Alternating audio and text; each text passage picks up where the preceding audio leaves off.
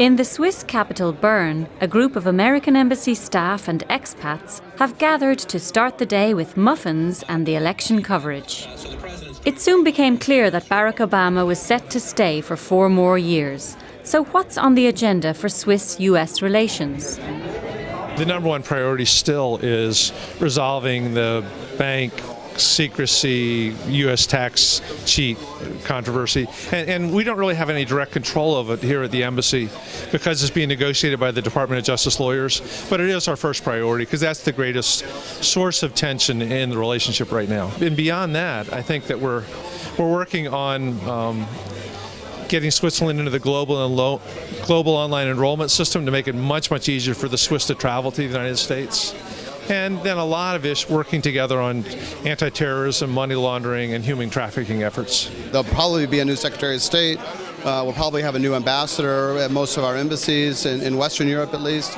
And so it's very difficult to say what the agenda will be. However, I think we'll see a consistent policy of multilateralism, democracy promotion, and a continuation of a really, really deep and rich relationship between Switzerland and the United States, especially with our economic ties, which actually are very good. And what are the main concerns of US citizens in Switzerland? I would say they're most concerned about economic issues and fiscal issues.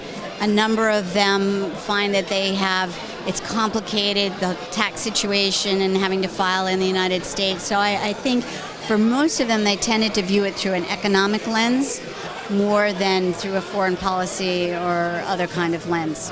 My job is to watch this computer, take care of this TV, and basically tweet photos and live updates for our feed into the embassy feed that they're taking care of, election night feed for all of the embassies around the world, and our Twitter feed for us here, the embassy here in Bern.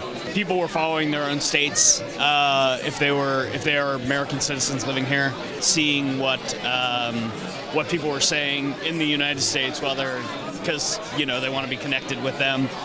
We also have pictures from other embassy election night parties, election morning parties, election afternoon parties, depending on where you are.